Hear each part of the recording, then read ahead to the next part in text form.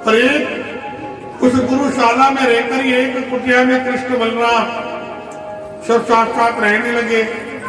सुबह से ब्रह्म मुहूर्त में उठकर स्नान करना, गुरु जी की सेवा करना, सरस्वती वंदना करना, सूर्य नमस्कार करना, वेद पुराण योग की शिक्षा प्राप्त करना, गुरु माता को भोजन की व्यवस्था में सहयोग करना, क्योंकि गुरु माता अनेक शिष्यों का भोजन बनाती है, लेकिन सब शिष्य गुरु माता का सहयोग करते हैं। कोई लकड़ी लाता है, कोई नगर में भिक्षा मांगने के लिए जाता है।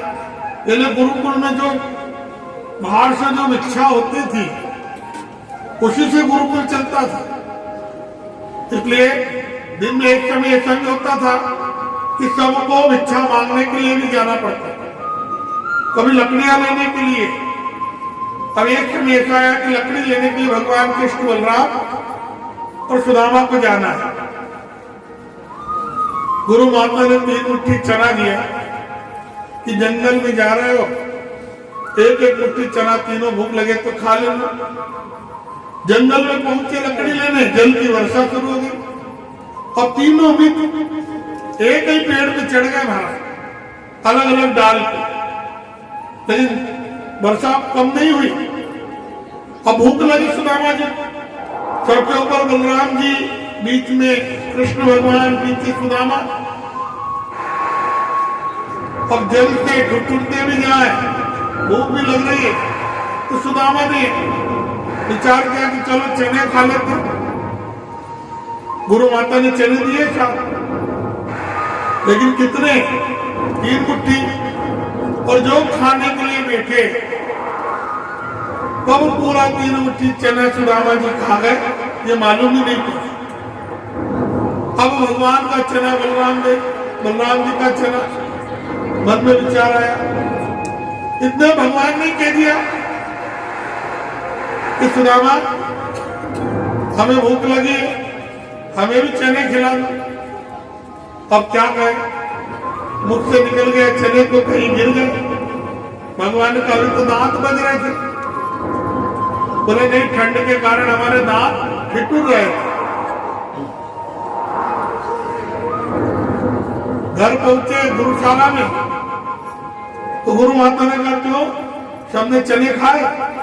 भगवान ने बात संभाली नहीं, सुदामा के हाथ से चना नीचे गिर गया। गुरु माता से झूठ तो कह नहीं सकती।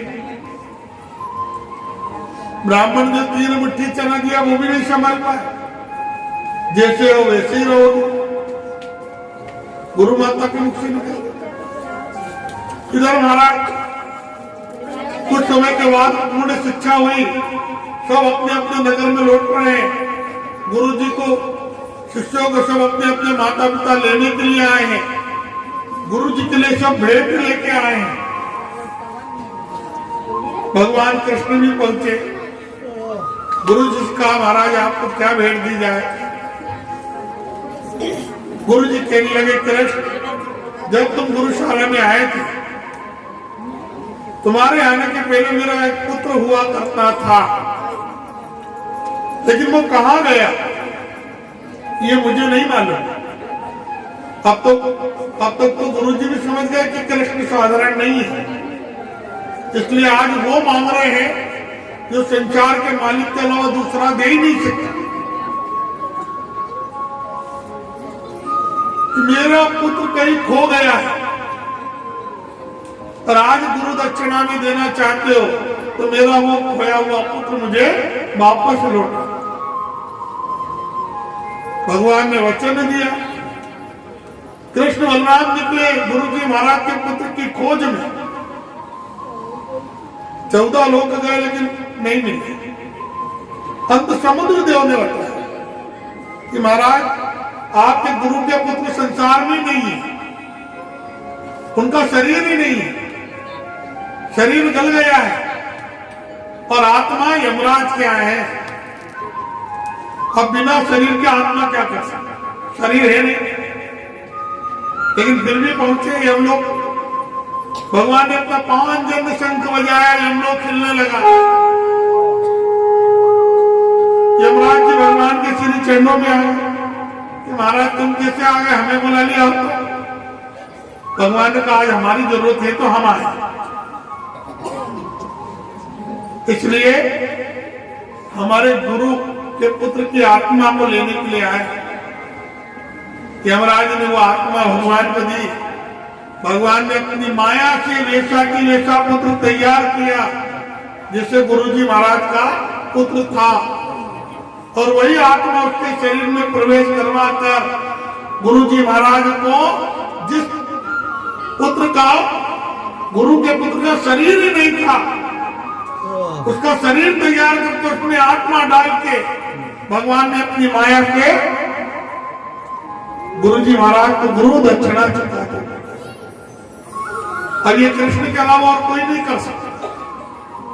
गुरुजी समझ गए कि आज जो मांगेंगे वो मिलेगा, क्योंकि कृष्ण मेरा शिष्य तो है लेकिन स्वयं परमात्मा मेरे सामने। इधर शिक्षा पूर्ण हुई, भगवान मथुरा पहुंचे तो वहां कंस जी के ससुर खड़े सेना लेके मथुरा के ऊपर आक्रमण कर दिया। भगवान ने कंस को मारा तो ससुर जरासंध बदला लेना चाहता। भगवान ने यदुवंशियों की रक्षा की, जरासंध की सारी सेना को खत्म किया, लेकिन जरासंध को जिंदा छोड़ा। कुछ समय बीता नहीं, फिर जरासंध नई सेना लेके आ गए, फिर भगवान ने उनकी सेना को मारा, जरासंध को जिंदा छोड़ दिया। बलराम जी कहते इसको क्यों नहीं मारते? भगवान का एक तो इसकी मौत मेरे हाथ में नहीं, और ये इसको जिंदा छोड़ोगे और पापियों को एकत्रित करके लाता है। अब हम तो आए धरती का भार हल्का करने, बार बार मौका कहां मिलेगा? इसलिए ये जाता है और पापियों को एकत्रित करके लाता है, उनको मारने का काम था। इसको एक बार मार देंगे सारे पापी रह जाएंगे। तो 17 बार ऐसा हुआ, 17 बार जरासंध को भगवान ने जिंदा छोड़ा। भगवान का इसने भेड़े ही पकड़ लिया, अब अपन ही चले ना। भगवान ने यदुवंशियों की रक्षा की, विश्वकर्मा जी को याद किया, और भगवान यहाँ से विश्वकर्मा जी को आदेश दिया, गुजरात की द्वारकापुरी में समुद्र देव से रास्ता लिया, और सुंदर से विश्वकर्मा जी ने यदुवंशियों के लिए सुंदर द्वारकापुरी तैयार की। परंतु तक तो 6 कोटि यदुवंशी एक साथ द्वारकापुरी में रहते थे। यहां से भगवान भागे थे तो यहाँ भगवान का नाम पड़ गया था रणछोड़। रणछोड़ तो रण को छोड़ के चला गया। उसके आगे की कथा हमने बताई थी आपको काल यवन वाली, कि काल यवन पीछे गया और पहले युग के भगवान के भक्त मुकुंद जी महाराज जिस गुफा में सो रहे थे कि उनको कोई भी उठाए वो भस्म हो जाएगा, तो भगवान ने अपना पीताम्बर उनको उड़ाया, और काल यवन ने जैसे भगवान का पीताम्बर उनके ऊपर से उठाया तो काल यवन भस्म हो गया। वही मुकुंद जी महाराज हमारे इस कलयुग में नरसिंह जी मेहता बन के आए और भगवान की भक्ति को उन्होंने आगे बढ़ाया। स्वयं भगवान के गोलोक धाम का दर्शन, केदार राग और 56 करोड़ की भगवान को प्रॉपर्टी भगवान ने बचा के दी थी, लेकिन साधु संतों को खिला दी, और भगवान ने 56 करोड़ का मायरा नानी बाई का दिया। तो महाराज वो सावरिया है, यहां से विश्वास कीजिए, और जिसने यहां से विश्वास किया है उसकी हर इच्छा संसार में उसने पूरी की है, लेकिन उस इच्छा में कोई स्वार्थ नहीं होना चाहिए। जब आप निस्वार्थ किसी काम को करते हैं तो स्वयं परमात्मा आपके साथ में खड़ा रहता है। और इसलिए समय बीतता गया, भगवान के बुआ के पुत्र थे जिनका नाम था शिशुपाल। इनका जब जन्म हुआ था तो एक आकाशवाणी हुई थी कि कृष्ण भगवान के हाथ मारे जाएंगे। और ये शिशुपाल कौन है? पहले जन्म के हिरणाक्ष, दूसरे जन्म के रावण और तीसरे जन्म में बन के आए शिशुपाल। ये वही जय विजय है, भगवान के पहरेदार। तो बुआ ने भगवान के चरण पकड़े थे कि तुम मेरे पुत्र को नहीं मारो। भगवान ने कहा नहीं मारे, लेकिन कब तक? जब तक तुम्हारा पुत्र हमें 100 गाली नहीं देता तब तक। जिस दिन इसने 100 गाली दे दी उसके बाद तो परमात्मा भी हार गया, फिर तो हमसे भी सहन नहीं होगी मारा। कलयुग के प्राणी तो एक गाली में इकट्ठे चला देते, और हम तो 100 गाली भी सहन कर लेते। 100 गाली तक के भगवान ने छूट दी। अब ये भगवान के दुश्मन थे। राजा विष्णु जी महाराज कुंडलपुर नगर के राजा हैं। 4 पुत्र हैं, एक कन्या है, और उनके सबसे बड़े भाई कुंडलिक जी ने अपनी बहन रुक्मिणी का विवाह भगवान की उसी बुआ के साथ तय किया, शिशुपाल के साथ। भगवान से दुश्मनी निकालने की। लेकिन नारद जी ने एक बार माता रुक्मिणी से कहा था कि आप जन्म जन्मांतर से भगवान कृष्ण के अर्धांगिनी हो, आपका जन्म वहीं आया हुआ है, लेकिन आप स्वयं लक्ष्मी हो और लक्ष्मी रूप में संसार में आई हो। तो उसी दिन से माता रुक्मिणी भगवान को अपना पति परमेश्वर मानती है। विवाह हो गया शिशुपाल के साथ तय, लेकिन आज वही माता अब एक पत्र लिखती है भगवान को, द्वारिका नाथ को, हे सच्चिदानंद स्वरूप परमेश्वर, आप दयावान हो, सच्चिदानंद हो, जगत करता हो, आप ही पालनहार हो।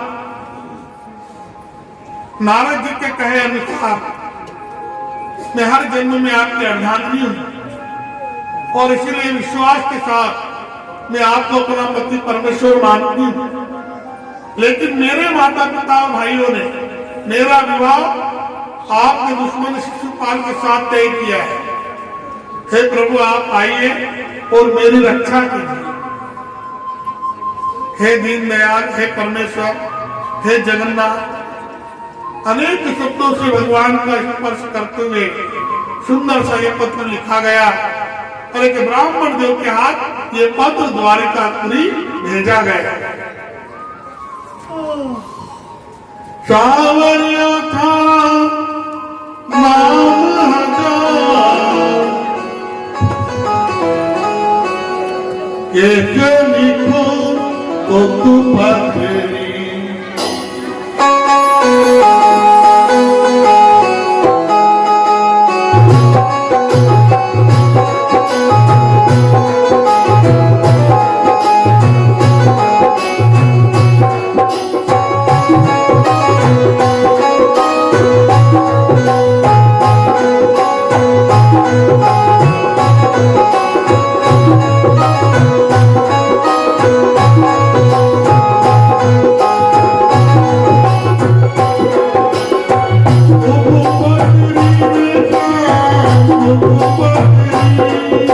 चले को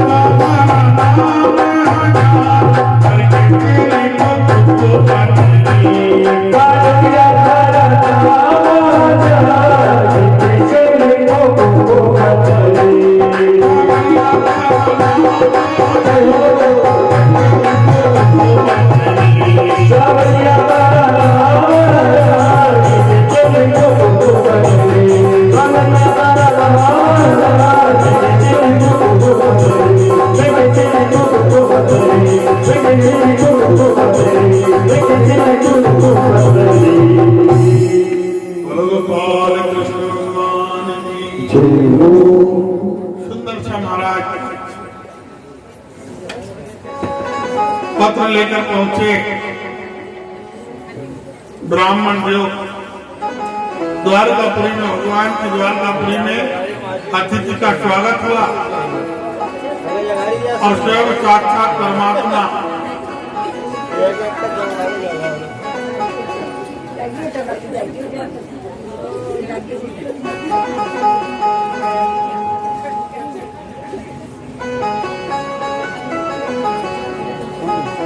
राधा कृष्ण की व्यवस्था है ना, स्वयं भगवान कृष्ण सावधान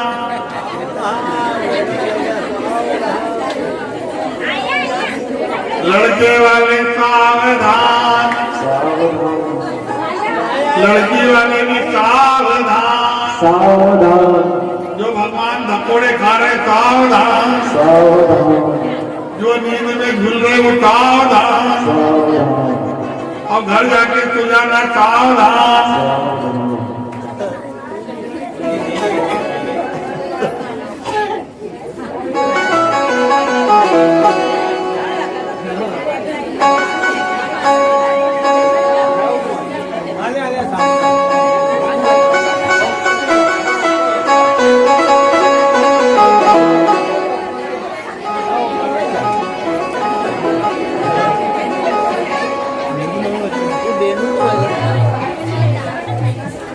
सुंदर जोड़ी भगवान कृष्ण स्वयं पधारे और माता जगदम्बा के मंदिर में, जहाँ माता रुक्मिणी भगवान का इंतजार कर रही है,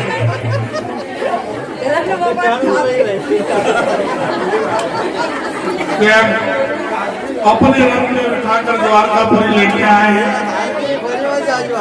और इस द्वारकापुरी में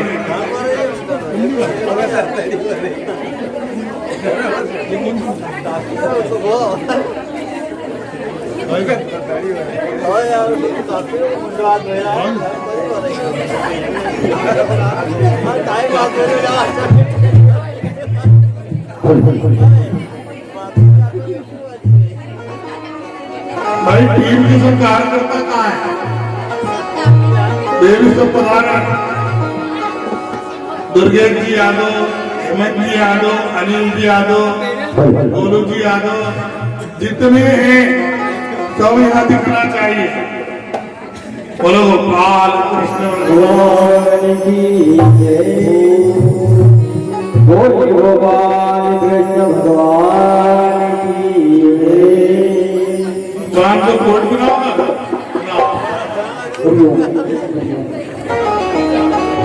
अरे प्रेम प्यार की सुनो कहानी, जहूर कुंदनपुर के बाहर। अरे रुक्मिणी को याव बटाई दियो, आशा शिशु बाल का। अरे खबर सुनी रुक्मिणी ना हुकुम करो भयो ना। अरे सकीना हो गए दुबला बावन का। अरे बात सुनो हमारे पंडित जी, और लगे नया तो ले जाओ और प्रेम संदेशो आशा सावरिया का। तो रुक्मिणी जी चिट्ठी लिखती जाए और बावन का कह रही ना। अरे भेजी रही सुने सुबिया बावन कहा, भेजी रही सुने सुबिया बावन कहा। चिट्ठी पढ़े न तुझे